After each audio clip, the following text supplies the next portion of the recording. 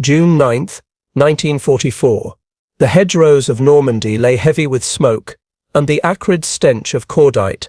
Dawn broke sluggishly, its pale light filtering through a mist that clung to the earth like a shroud.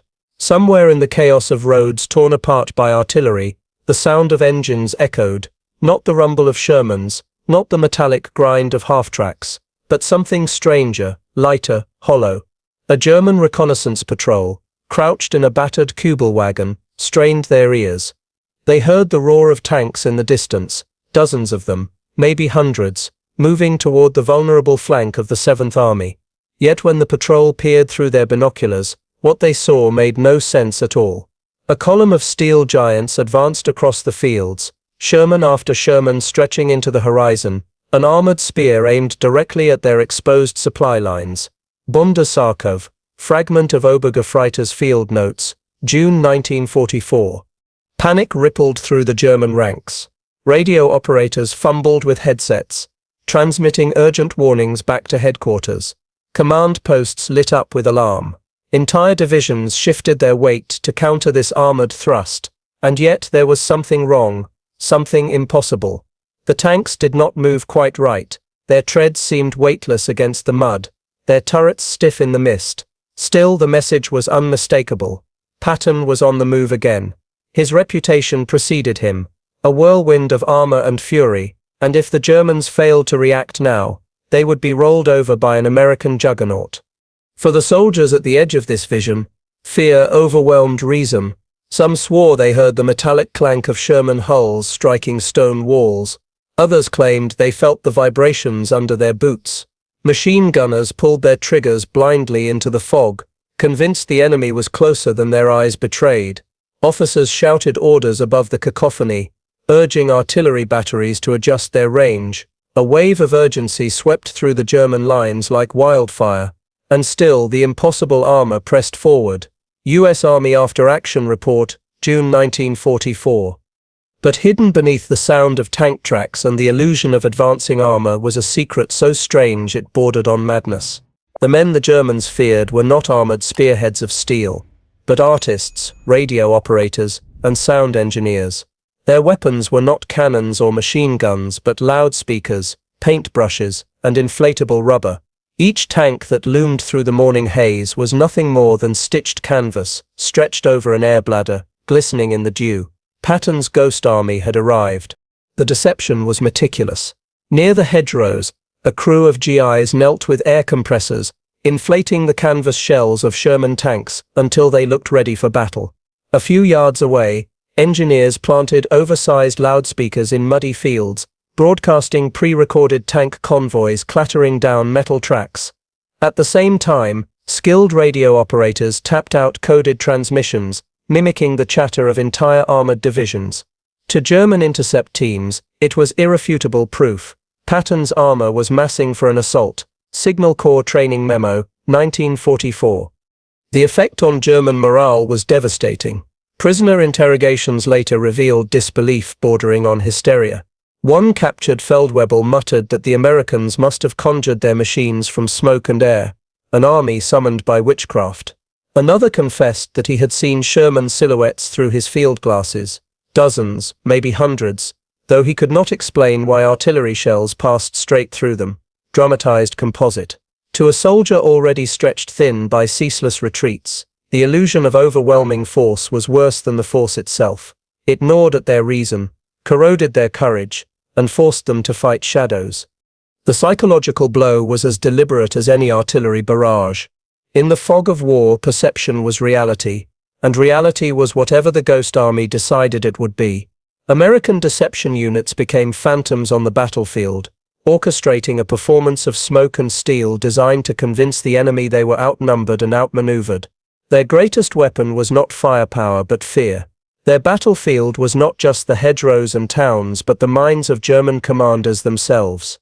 Still, in those early hours, no one on the German side knew the truth. Officers pored over maps, stabbing at roads and villages where Patton's armor seemed to be massing. Whole units were redirected to confront a threat that did not exist. Bridges were demolished to stop a phantom advance. Supply convoys were rerouted, delayed and disrupted, all in service of combating illusions.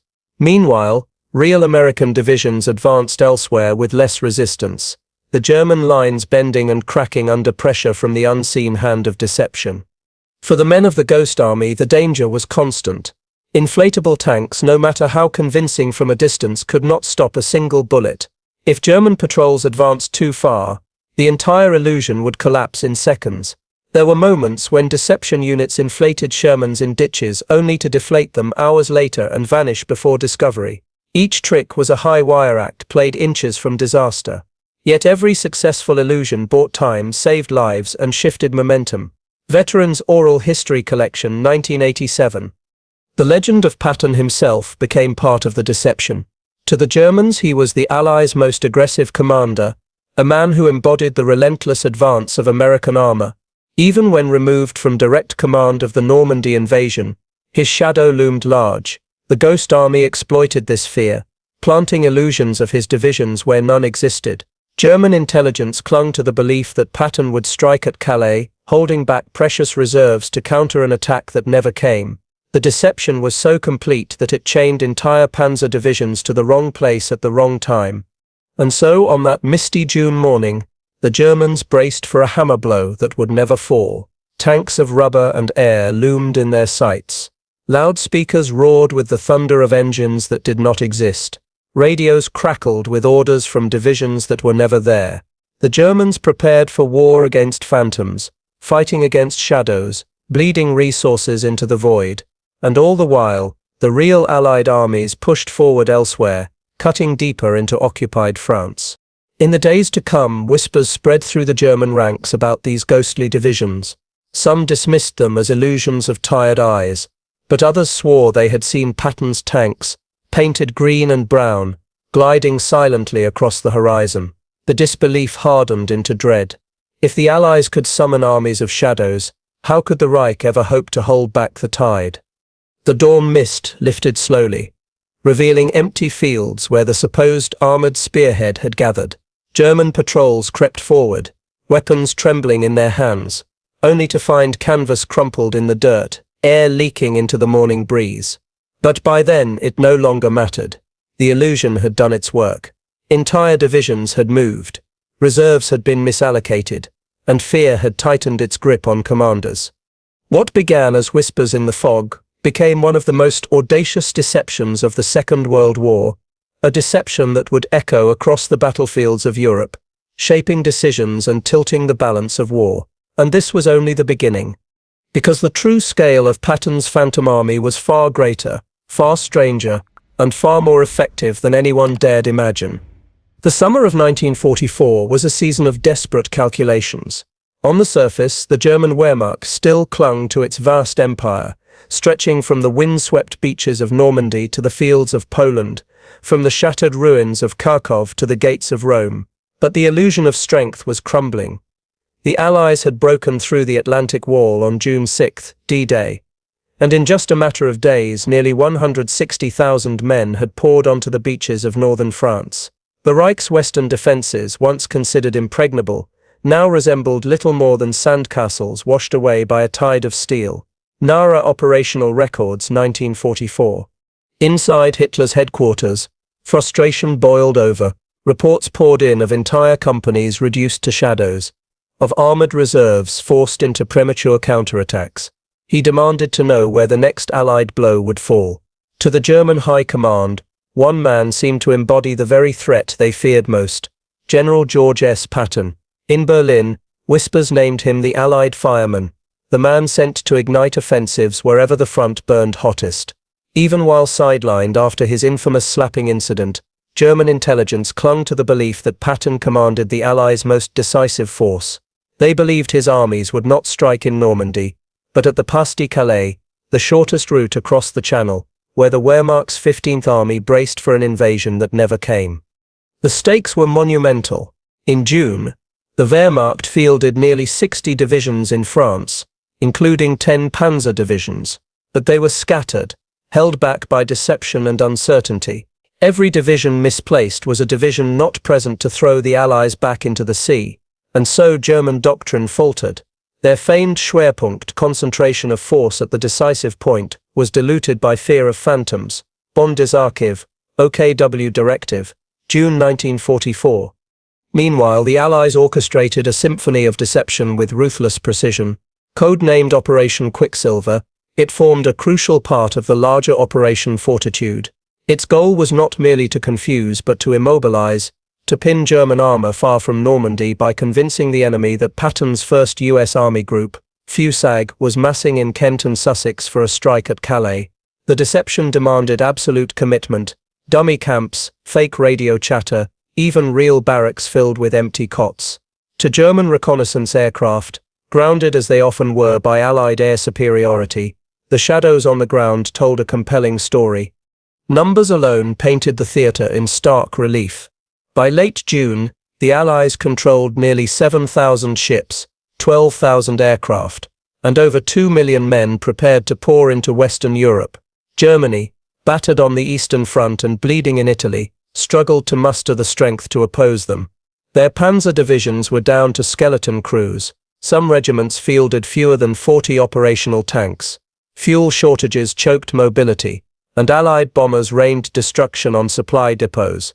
Yet for all these problems, the Wehrmacht remained lethal. A single ambush by Panthers or Tigers could halt entire battalions. One wrong move by the Allies could still shift the tide. U.S. Strategic Bombing Survey, 1946. Doctrines clashed like titans. German defensive doctrine emphasized mobile counterattack. Armored thrusts designed to carve into enemy spearheads before they consolidated. Allied doctrine, by contrast, leaned heavily on overwhelming logistics, air superiority, and deception. Where the Germans relied on maneuver and concentrated firepower, the Allies weaponized illusion, feeding false information into enemy veins until paralysis set in. Patton's supposed army became the keystone of this illusion. Decoy airfields sprouted like mirages across the English countryside. Inflatable Thunderbolt fighters shimmered in the morning sun. Wooden landing craft bobbed harmlessly on the Thames. Radio operators, hand-picked for their ability to mimic entire divisions, tapped furiously, weaving a tapestry of fake transmissions so dense that German intercept teams were convinced of an unstoppable force preparing to launch. Signal Intelligence Bulletin, July 1944. The effect on the broader war situation cannot be overstated. German commanders begged for clarity. Was Normandy the true invasion, or merely a feint? Should armored divisions race west, or stay poised for Patton's strike? Hitler himself, obsessed with Calais, forbade key panzer divisions from leaving the region until July. Those divisions, 17th SS Panzer Grenadier, 116th Panzer, and the powerful Panzerleih, remained shackled by ghosts, unable to move against the real beachhead until it was too late. Casualty figures underline the magnitude of this hesitation. By the end of June, Allied forces in Normandy suffered nearly 40,000 casualties, but German losses exceeded 100,000 killed, wounded, or captured. Every day the 15th Army sat idle in Calais was another day the Allies expanded their lodgment in Normandy. Another day German divisions bled white in fruitless counterattacks. The mismatch in doctrine had become fatal. The Germans fought the war they expected, while the Allies fought the war of shadows. From the perspective of a German field officer, the chaos was maddening. Reports of enemy strength contradicted one another. A staff diary from Army Group B, recovered after the war, lamented, "The Americans multiply like smoke. One moment they are in Normandy, the next they are in Kent. We chase shadows, and the shadows outpace us."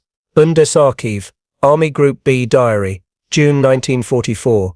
Even as the Allied deception spread across Europe, it demanded an enormous logistical commitment. Entire units were dedicated not to fighting, but to pretending to fight.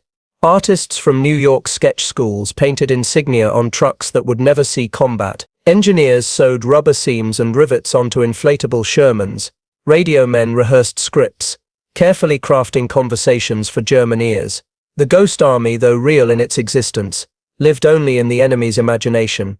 The context of 1944 set the stage for their triumph. The Allies possessed superiority in numbers, material, and industrial output, but deception magnified these strengths into something even greater. By tricking German commanders into misallocating their dwindling reserves, the Allies accelerated the collapse of resistance in France. The war was still far from won. Ardennes and the Battle of the Bulge still lay ahead, but the tide had turned. Thus, the historical backdrop of Patton's Phantom Army was not merely one of creative trickery, but of strategic necessity. Against an enemy still capable of ferocious defense, every misstep mattered. And so deception became a weapon as vital as the Sherman's gun, the Mustang's engine, or the paratrooper's rifle. It became the hidden hand shaping the fate of Europe. Yet what made the Ghost Army truly terrifying to the Germans was not simply its existence but its invisibility. An enemy you can see, you can fight. But how do you fight an enemy made of shadows? How do you counter a division that exists only in your mind? The answer was as elusive in 1944 as it is now, and as the Germans braced for Patton's phantom spearhead, the seeds of their undoing were already sown. The secret of Patton's phantom divisions was not forged in the steel of Detroit factories, nor in the thunder of American artillery. It was born in the quiet halls of camouflage workshops, in the minds of artists, sound engineers and radio tricksters, who understood that in modern war, what the enemy believes can be more powerful than what they see. The hidden advantage was not a tank or a gun, but an idea deception as a weapon. This advantage began in the most unlikely of places: art schools, advertising firms, and Hollywood studios. The men recruited into the 23rd Headquarters Special Troops were not hardened infantry veterans, but illustrators, stage designers, sound technicians, and set decorators. Many had studied at Yale or Pratt.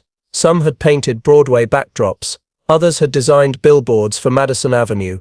In another life they would have been shaping the imagination of peacetime America. In wartime, they turned that imagination into a battlefield weapon. U.S. Army Organizational Records, 1944. To the Germans, this was incomprehensible. They had seen American tanks rumbling forward at Kasserine and Salerno. They had fought them tooth and nail in the hedgerows of Normandy. They had felt the weight of American industry pressing down upon them, in divisions that seemed to replenish endlessly. But the notion that the Americans would dedicate an entire unit to pretending, to conjuring armies from canvas and air, was beyond their comprehension. In their doctrine, deception had been tactical: smoke screens, feigned withdrawals, dummy artillery. The Allies elevated it to an art form, weaving illusions across entire fronts. The most terrifying element of this hidden advantage was its invisibility. The Germans did not know it existed. To them, every shadow was real, every signal genuine, every tank silhouette a threat. When Luftwaffe reconnaissance planes peered through gaps in the cloud cover, they saw tank parks and truck convoys lined neatly in fields. When their intercept officers tuned in, they heard authentic radio traffic, call signs, unit chatter, logistics requests. When their infantry advanced, they found tank tracks pressed into the mud by clever bulldozer crews dragging rollers. Each sense was tricked, each assumption confirmed. German officers, already stretched by the demands of a two-front war, reacted with frustration and disbelief. A field report from Panzer noted bitterly, "The enemy appears to be everywhere. We deploy against them in one sector only to find them striking at another. It is as if they possess twice the number of divisions as they should." Bundesarchiv, Panzer War Diary, July 1944. And yet, behind this wall of illusion, the truth was stark. The 23rd Headquarters Special Troops never numbered more than 1,100 men. With that tiny cadre, they impersonated divisions 20 times their size. They shifted back and forth across France, setting up false bivouacs, painting division symbols on trucks, staging mock artillery positions, and blasting recorded sounds of armored columns into the night. They wielded their illusions like a scalpel, cutting into German intelligence at its weakest point, its reliance on perception. One of the most potent tools in their arsenal was sound. Engineers from Bell Labs developed massive loudspeakers capable of carrying recordings up to 15 miles. Crews painstakingly recorded the sounds of Sherman tanks starting, idling, and advancing, then layered them into audio tapes that mimicked entire convoys. Played from hedgerows or villages, the recordings convinced German patrols they were outflanked. Dramatized composite. German infantryman's account. We lay in the orchard listening. The earth shook with engines. They were coming. We swore we heard them. And yet nothing ever appeared. Another hidden advantage lay in radio. American operators became masters of impersonation, mimicking the quirks and habits of German-monitored divisions. They tapped out messages with deliberate errors, recycled call signs and references to imaginary commanders. To German SIGINT analysts, the patterns were authentic. To doubt them meant doubting the very foundation of their intelligence system. And so German divisions marched against radio ghosts, diverting tanks and artillery to counter armies that did not exist. Signal Intelligence Bulletin, August 1944. The psychological effect cannot be overstated.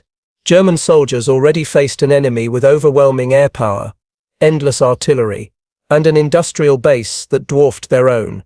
To now believe that the Americans also possessed endless reserves of men and armor was crushing. It bred paranoia. Prisoners later confessed they believed Patton commanded 3 armies at once, each capable of materializing wherever the front was weakest. Fear of the man became fear of his shadow. This was the true brilliance of the deception. It weaponized the Germans' own respect for Patton. To them he was the archetype of American aggression, reckless, relentless, unstoppable. So when intelligence suggested he was massing at Calais, they believed it without hesitation. Hitler himself was convinced Patton would deliver the decisive blow there, and ordered the 15th Army to remain in position long after the Normandy invasion was clearly real. The hidden advantage of the Ghost Army was not just inflatable tanks or sound trucks. It was Patton's reputation itself, magnified and projected across Europe like a phantom general commanding phantom legions. For the men of the Ghost Army, the strain was immense. They operated in small detachments, often within artillery range of the enemy, knowing their deception could collapse with one lucky patrol. Inflatable tanks could fool binoculars, but not boots on the ground. Radios could mislead, but only if transmissions matched the terrain. A single careless slip could expose the charade. Yet again and again they succeeded. Each time German units diverted. Each time Allied offensives gained breathing room. Each time the hidden advantage proved decisive. Veterans Oral History Project, 1992. Perhaps the most astonishing element was how invisible the Ghost Army remained even to their fellow Americans. Infantry divisions slogging through hedgerows rarely knew that artists and sound engineers a few miles away were ensuring their flank remained unmolested.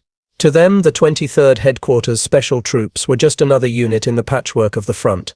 Their contribution was hidden, even from the very men they protected.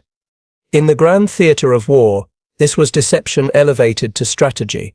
The Germans had counted divisions, measured supply convoys, tallied tanks, but they had not counted on an enemy who could multiply divisions with air compressors and pencils. The Ghost Army's hidden advantage was not in creating power, but in magnifying it, turning scarcity into abundance, presence into ubiquity.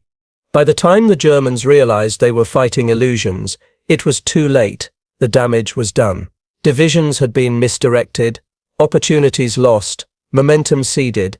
The Allies pressed forward, not just with tanks and guns, but with shadows that struck as hard as steel. And yet, as remarkable as these tricks were, their power lay in something deeper, the human mind. Fear, uncertainty, the dread of being outnumbered. These were the Ghost Army's true weapons. In every battlefield report, in every panicked redeployment, in every sleepless German officer staring at a map he no longer trusted, the hidden advantage revealed itself. It was not just about fighting battles, it was about shaping reality itself. And the next chapter would prove just how far the Ghost Army's illusions could reach when pitted against German steel in the crucible of battle. Under a grey sky in the autumn of 1944, the deception took on the precision of engineering. The Ghost Army's arsenal was not built of steel, but it was engineered with the same discipline as a Sherman tank or a Thunderbolt fighter. To understand how 1,000 men could impersonate entire divisions, one must dissect the technology they carried into battle, the inflatables, the sound trucks, the radios, and the artistry that transformed ordinary fields into menacing fortresses of illusion. The most iconic weapon was the inflatable tank, built by the U.S. Army's Special Effects Division in collaboration with civilian manufacturers.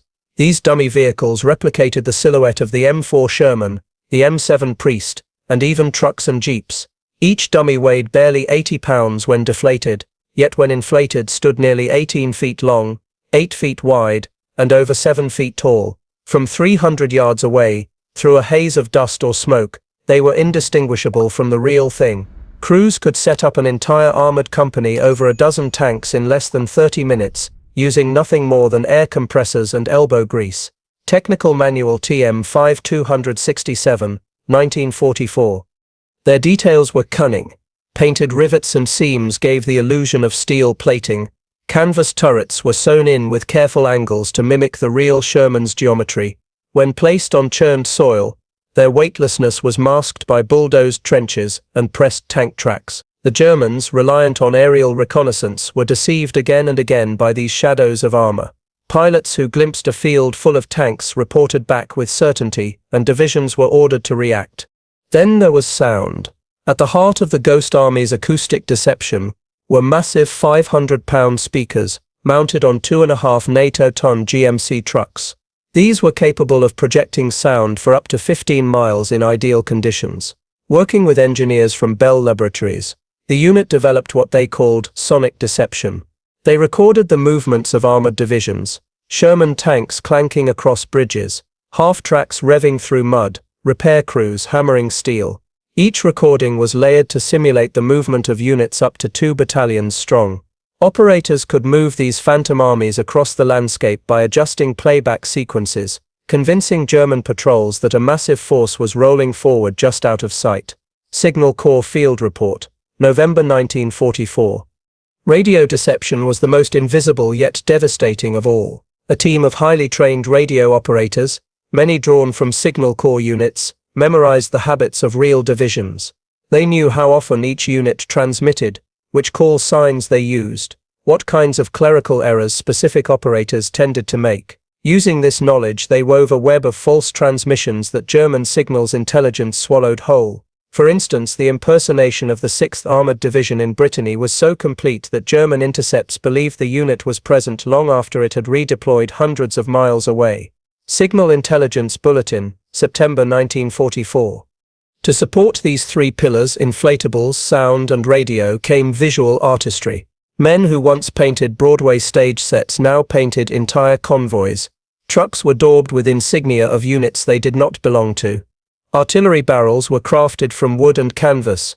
Dummy airfields sprouted with plywood fighter planes and canvas bombers. The enemy's eyes were trained to see strength, and the Ghost Army ensured that strength appeared wherever needed. The ingenuity of the system lay in its integration. Rarely was one deception tool used alone. An inflatable tank park might be reinforced with sound trucks broadcasting engine noise, while radio operators created a fog of transmissions suggesting logistical chatter. The effect was overwhelming. German intelligence could dismiss one odd report, but when multiple sources confirmed the same illusion, the lie became truth. Factories back home became unwitting contributors to this theater of shadows. The Goodyear Tire and Rubber Company, already supplying America's war machine with tires and life rafts, turned its assembly lines to producing thousands of inflatable dummies. In warehouses in New Jersey, workers who might once have stitched footballs were sewing canvas tank hulls. General Electric and Bell Labs refined amplification technology for the sound systems, ensuring that phantom convoys could be heard across valleys. War Department Production Memo, 1944. The numbers underline the scale. By war's end, the Ghost Army had deployed over 600 inflatable tanks, 350 dummy artillery pieces, and countless vehicles. Their sound crews carried more than 30 hours of recorded maneuvers. Their radio operators could mimic at least 2 full armored divisions simultaneously. For every deception, they calculated ratios. How many dummies needed to simulate a division? How many speakers required to mimic a column? How many fake call signs to match an army group's chatter? Precision replaced firepower. Enemy disbelief was a weapon in itself. Dramatized composite. German officer interrogation, 1945. We thought you had twice the tanks you actually did. Every report confirmed it. Pilots saw them, radios heard them, even our scouts swore they found them. How could we not believe? And yet the Ghost Army lived on the knife's edge. Their inflatables could be punctured by a single stray bullet. A curious patrol could stumble upon an empty husk of canvas. Sound systems could betray themselves if played in the wrong terrain. The operator's skill lay in timing. They appeared only long enough to convince, then vanished before discovery. Some missions required moving entire Phantom divisions overnight, setting up hundreds of inflatables, and tearing them down before dawn. After Action Report, 23rd HQ Special Troops, 1945. Even within the American ranks, secrecy was absolute. Infantrymen nearby rarely knew that the division beside them was made of rubber and air. To reveal the deception risked compromise. For most of the war, the Ghost Army remained invisible even to their comrades. Only the results were seen in weakened German counterattacks and misdirected reserves. In the crucible of Europe, where tanks clashed and cities burned, this hidden arsenal of illusions shaped the battlefield as surely as artillery or aircraft. Its genius was not brute strength but subtlety. While Sherman's fought head-on, the Ghost Army fought sideways, dragging the enemy's gaze to where it could do the least harm. It was warfare not of steel, but of imagination. And in the deadly contest of 1944 and 1945, imagination proved every bit as lethal as firepower. But the true test of this phantom army would come not in theory, nor in training exercises, but in battle itself, when German divisions moved against shadows, and the shadows held. September 15, 1944. The Meuse River Valley lay in uneasy silence. Villages smouldered from recent bombardments, their stone walls charred and hollow, their church steeples shattered into broken spires. The U.S. Third Army, commanded by George S. Patton, had driven with ferocity across France, but its momentum now slowed, choked by fuel shortages and stiffening German resistance. Patton's spearheads longed to push into the Siegfried Line, yet German reinforcements lurked just beyond the horizon. To clear the way, the Allies would have to convince the enemy of a threat that did not exist, and so the Ghost Army was called forward into the crucible of its first full-scale test, Operation Bettemberg. 23rd HQ Special Troops After Action Report, September 1944. The task was audacious.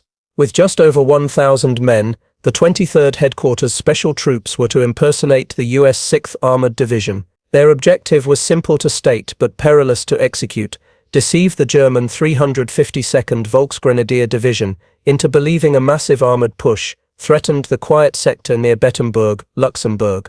If successful, German reserves would remain tied down, unable to counter Patton's real thrust elsewhere. If the deception collapsed, the tiny unit would be exposed, defenseless against an army that outnumbered them 10-1. At dawn, the illusion took shape. Convoys of trucks, marked hastily with the insignia of the 6th Armored, rumbled conspicuously through villages where locals peered from shattered windows. The trucks circled back under cover of night, repeating their route until the Germans were convinced thousands of men were pouring into the sector. In fields nearby, inflatable Shermans rose from the ground, hulking silhouettes against the morning mist. From a distance, through binoculars or the lens of a Luftwaffe reconnaissance camera, they were indistinguishable from the real thing. Bulldozer crews dragged rollers through the mud to lay fresh tank tracks, leading toward non-existent assembly areas. Technical Manual TM 59T267, 1944. But it was sound that sealed the illusion. At dusk, massive speakers roared to life, projecting the thunder of armored convoys across the valley. German patrols, huddled in their foxholes, swore they heard hundreds of engines grinding toward their lines. Some reported the unmistakable clank of Shermans crossing steel bridges, others the clatter of half-tracks unloading infantry. Dramatized composite, German infantryman diary entry. We heard them for hours. The ground shook beneath us, yet they never appeared. We thought the Americans were toying with us, building terror before the strike. Radio deception added another layer. Operators in the Ghost Army mimicked the chatter of entire regiments. Logistics requests for fuel and ammunition, encoded signals for artillery support, even idle banter between units. All were broadcast into the ether, where German intercept teams recorded them with grim certainty.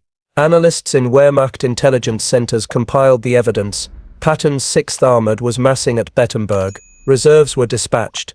Orders were delayed. Units that might have reinforced German positions against Patton's real offensives were trapped. waiting for an attack that never came. Signal Intelligence Bulletin, Sept 1944. The deception's success was not without risk. German patrols crept dangerously close to inflatable tank parks. On one occasion, a reconnaissance squad stumbled upon a Sherman silhouette deflating in the evening wind, canvas folding like skin over a hollow ribcage. A quick-thinking sergeant ordered his men to fire machine guns into the trees, feigning contact with American infantry. The Germans withdrew, convinced they had stumbled into an ambush. The illusion held by inches. Veterans' Oral History, 1990. As the days wore on, the Phantom's 6th Armored Division seemed to grow in strength. German artillery units shifted fire toward empty fields, their shells plowing into canvas and air. Each blast shredded an inflatable Sherman, yet the next morning, replacements appeared as if by magic. From the German perspective, it was a relentless build-up. Reports circulated of at least 2 armored regiments poised to strike. Nerves frayed, commanders demanded reinforcements, and fuel was wasted in frantic redeployments. Meanwhile, the real 6th Armored Division advanced miles away, unmolested. The German line buckled under pressure where it truly mattered, and Patton's forces surged forward with fewer casualties than anticipated. The Ghost Army had not fired a single shot, yet it had reshaped the battlefield. Casualty figures underscore the triumph. In sectors where the deception was employed, Allied losses were significantly reduced, while German forces squandered artillery shells, fuel, and manpower against phantoms. Historians estimate that Operation Bettenberg saved thousands of American lives by preventing reinforcements from converging on Patton's vulnerable thrust. U.S. Army Historical Study, 1952. Enemy confusion was palpable. Captured German officers later admitted they had been convinced a major armored assault was imminent. One colonel, interrogated after the war, insisted that he had seen at least 50 Shermans massed in a valley near Bettenberg. When shown photographs of the inflatable dummies, he sat in stunned silence before muttering, "We were fighting ghosts," dramatized composite. For the men of the Ghost Army, the battle was both exhilarating and terrifying. They operated in the shadows of real combat, close enough to hear artillery whine overhead, yet forbidden to engage. Their weapons were deception, their armor secrecy. "We had no rifles worth a damn," one veteran recalled. "If the Germans ever figured out who we were, we'd have been slaughtered. But our job was to fool them, not fight them." Veterans' Oral History, 1987. And fool them they did. By the end of Operation Bettenberg, the Germans had committed thousands of troops to a sector defended only by illusions. Patton's real divisions surged forward, exploiting the opening. The 23rd Headquarters Special Troops melted away as suddenly as they had arrived. Their inflatables deflated, their radios silent, their speakers packed into trucks. To the Germans, it seemed as though an entire armored division had vanished overnight. The battle was never recorded in traditional terms. There were no bloody assaults or towering casualty counts. Yet in its silence lay its significance. The Ghost Army's first major operation proved that deception could wield the weight of steel, that 1,000 men armed with canvas and sound could tie down an enemy division of thousands.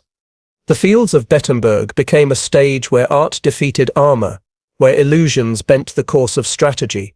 It was a victory not of firepower, but of imagination, and it would set the precedent for even greater deceptions in the months ahead.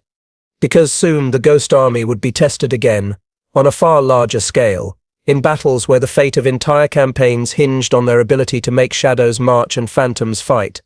December 1944. Snow fell thick and heavy across the Ardennes, blanketing the forests in silence before the thunder of German artillery shattered the stillness. The Battle of the Bulge had begun. Hitler's last great gamble in the West. Panic rippled through the Allied lines as the Wehrmacht drove deep into Belgium, threatening to split the front and sever supply lines. Yet even in this darkest hour, deception remained a weapon. Patton's Ghost Army, now battle-hardened illusionists, prepared once more to wield fear and uncertainty like a blade. Their efforts would not only shape German tactics but also alter the psychological terrain of the war itself. U.S. Strategic Bombing Survey 1946. The impact of the Ghost Army's operations cannot be measured in territory gained or casualties inflicted. It was measured instead in hesitation, moments when German commanders doubted their own maps, when Hitler's orders collided with the shadows cast by inflatable tanks and phantom radios. Each hesitation was a fracture in the Wehrmacht's doctrine of rapid, decisive maneuver. Where once blitzkrieg had been their weapon, now deception became their prison. Strategically, the Ghost Army's deceptions immobilized entire divisions. At Normandy, the illusion of Patton's 1st U.S. Army Group had kept the 15th Army pinned in Calais for weeks, denying Hitler the reinforcements that might have crushed the D-Day beachhead. In the autumn campaigns, operations like Bettemberg forced German units to guard empty sectors while real offensives tore through weakened lines. By the winter of 1944, the pattern was clear. Wherever shadows appeared, German strategy faltered. Bundesarchiv, Army Group B Situation Report, Dec 1944. Psychologically, the effect was even more corrosive. German soldiers already fought under the weight of Allied air supremacy, artillery barrages, and the endless tide of American reinforcements. To now face an enemy who could conjure entire divisions out of smoke was maddening. Prisoners captured during the Ardennes offensive revealed a haunting belief the Americans had limitless reserves. "You never stop coming," one young Volksgrenadier whispered during interrogation. "Even when we destroy one division, another appears, and sometimes they appear from nowhere." Dramatized composite. This illusion of endless strength shattered morale. In German diaries, fear of Patton became indistinguishable from fear of phantoms. His name was invoked as if he commanded not just armies of men but armies of shadows. Commanders hesitated, delaying attacks while they demanded confirmation of what they saw. Was that a real armored column or another trick? Was that radio chatter authentic or fabricated? Each question gnawed at confidence, sapping the Wehrmacht's once famed aggression. Among Allied ranks, the psychological effect was the reverse. Infantrymen who knew nothing of the Ghost Army's existence nonetheless benefited from its silent shield. Each misdirected German counterattack meant fewer casualties on the front line. Each illusion that drew artillery fire away from real divisions meant another unit lived to fight. Even without knowing it, morale was bolstered by shadows. Patton himself, though never directly commanding the 23rd Headquarters Special Troops, used their illusions as part of his legend, allowing the enemy's fear of him to multiply tenfold. Patton Papers Volume 2. Archival records show how deeply deception shaped German decision-making. In July 1944, Hitler personally ordered panzer divisions to remain near Calais, despite mounting evidence that Normandy was the true front. Even months later, he clung to the belief that Patton commanded a massive reserve army waiting to strike. The Ghost Army turned Hitler's paranoia into a strategic asset. By feeding his obsession, they shackled his best units to phantom threats. NARA records, Operation Fortitude files. The psychological toll extended beyond commanders to ordinary soldiers. For men in foxholes, the inability to trust their own senses was devastating. A soldier who sees a tank knows how to fight it. A soldier who hears tanks but never sees them begins to question reality itself. Stress mounted. Fatigue deepened. Rumors spread through companies like infection. Was Patton's army truly endless? Could the Americans summon divisions faster than Germany could destroy them? American interrogators later noted the despair in captured soldiers' voices. One officer, when shown photographs of inflatable Shermans, laughed bitterly before admitting, "It is clever. Too clever. We fought against ghosts, and ghosts cannot be killed." Dramatized composite. From a strategic viewpoint, deception also amplified Allied strengths. The United States had already harnessed its industrial might, producing over 49,000 Sherman tanks, 300,000 aircraft, and millions of rifles. But no factory could mass-produce soldiers at the rate illusions could. With 1,100 men, the Ghost Army created the impression of 30,000. With 600 inflatables, they conjured the weight of an armored division. Each phantom multiplied Allied strength far beyond its physical limits. War Department Production Report, 1945. For German planners, this meant every calculation was poisoned by uncertainty. They could no longer rely on reconnaissance, signals, intercepts, or even direct observation. Every tank park might be rubber, every radio transmission a lie, every artillery battery made of canvas and wood. Deception forced them to second-guess every move, paralyzing decision-making at the very moment the Reich needed decisiveness most. The psychological edge extended into the civilian sphere as well. Newsreels and rumors spread of Allied cunning, of phantom armies outwitting the Reich. While details of the Ghost Army remained classified, the broader sense that the Americans were masters of trickery added to the aura of inevitability surrounding Allied victory. German civilians, already enduring bombings and shortages, heard whispers that the Allies could even summon fake armies to stretch their defenses thin. The war seemed unwinnable not only in reality but in imagination. For the men of the Ghost Army, the psychological strain was unique. They lived with the knowledge that their deceptions carried immense weight but were recognized by few. They carried rifles but rarely fired them, knowing their survival depended not on bullets but on secrecy. Some veterans later admitted to feelings of isolation. We were fighting a different war than everyone else. They had bullets and blood, we had shadows and silence. Veterans' Oral History, 1989. Yet their pride was real. Every time German artillery thundered into empty fields, every time divisions marched against rubber tanks, they knew they had saved lives. Their victories were invisible, but no less vital. In the quiet moments, they reflected on their strange role, actors on a battlefield stage, playing parts so convincingly that the enemy bled against illusions. As the Ardennes offensive collapsed and the Allies regained the initiative, the strategic and psychological impact of deception became undeniable. The Ghost Army had proven that fear itself could be weaponized, that illusion could be as potent as firepower. They had transformed the battlefield into a theater, and the enemy into unwilling spectators of their performance. The lesson was stark in modern war. The mind was as vulnerable as the body. The Germans could armor their tanks, fortify their bunkers, and reinforce their divisions. But they could not armor themselves against doubt, and doubt once sown spread faster than any bullet. The stage was now set for the final act. The war in Europe was entering its closing chapters, and the Ghost Army would continue to cast its shadows until the Reich itself collapsed. Their legacy would not end in 1945.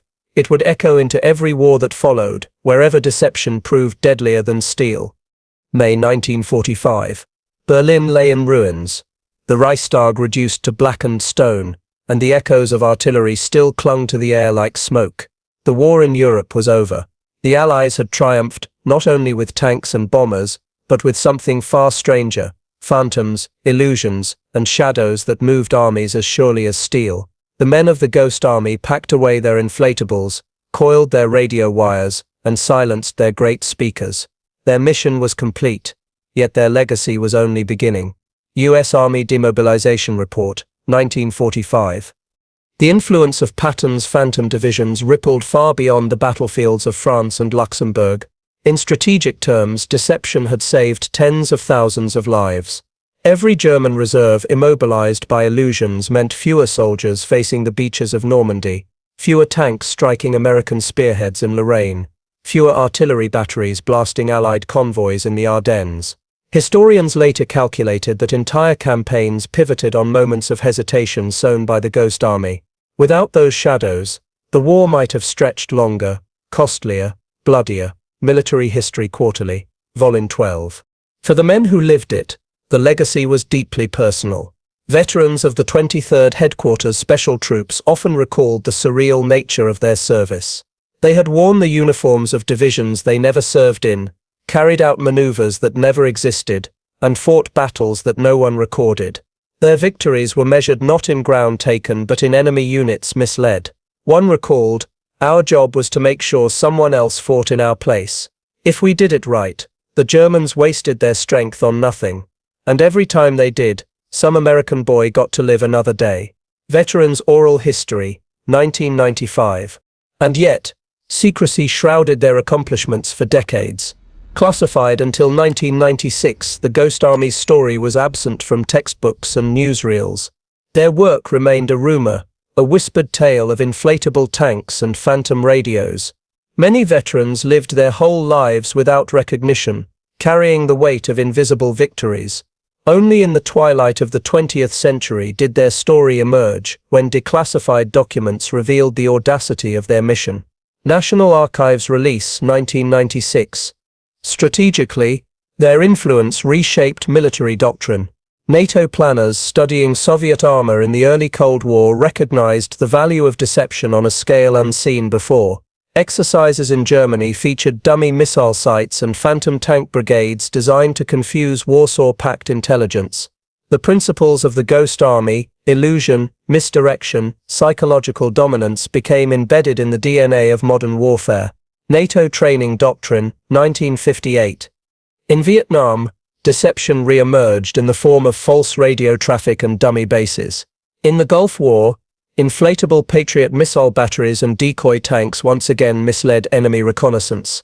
Even in the digital age, where satellites peer across continents and drones sweep the skies, deception remains a weapon. Cyber warfare, false signals and fabricated orders are the natural descendants of those men who once inflated rubber Shermans in the hedgerows of France. The Ghost Army proved that in war perception can be manipulated as easily as steel can be forged.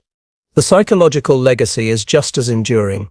The Ghost Army revealed that morale is as vulnerable as any fortification. German soldiers who believed Patton commanded phantom divisions were fighting shadows, and in fighting shadows, they lost faith.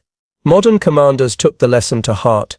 It is not enough to break the enemy's body, you must break his mind. The 23rd Headquarters Special Troops pioneered psychological warfare long before the term became common. Their canvas tanks and booming loudspeakers were precursors to the leaflets, broadcasts and digital misinformation campaigns of later wars. But perhaps the greatest legacy was human. The men of the Ghost Army, artists, musicians, engineers, proved that creativity could be as lethal as firepower. They wielded paintbrushes and compressors, not rifles and grenades, yet they shaped battles as profoundly as any combat unit. They demonstrated that imagination could save lives, that art could serve as armor, that deception could be as noble as valor. Dramatized composite. Closing words from a Ghost Army veteran. We weren't set heroes in the way people think. We didn't storm the beaches or raise flags. But we were there in the shadows, and the shadows mattered. The Germans feared what wasn't set there, and that fear helped win the war. The lesson echoes across generations. Wars are not won by firepower alone. They are won by will, by strategy, by the ability to shape what the enemy sees and believes. The Ghost Army's inflatables and sound trucks may now seem quaint relics, but their essence remains alive in every military deception, every feint, every maneuver designed to make the enemy fight where he is weakest. As the last veterans of the Ghost Army faded into history, recognition finally arrived. In 2022, the United States Congress awarded the Ghost Army the Congressional Gold Medal, honoring their extraordinary service.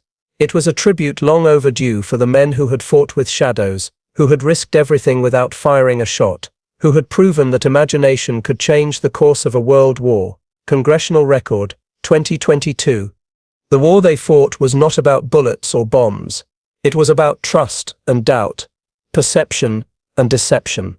Their canvas tanks deflated with the dawn, their radios fell silent, their speakers rusted in forgotten warehouses. Yet the truth they uncovered remains eternal. In modern war, connection outweighs firepower.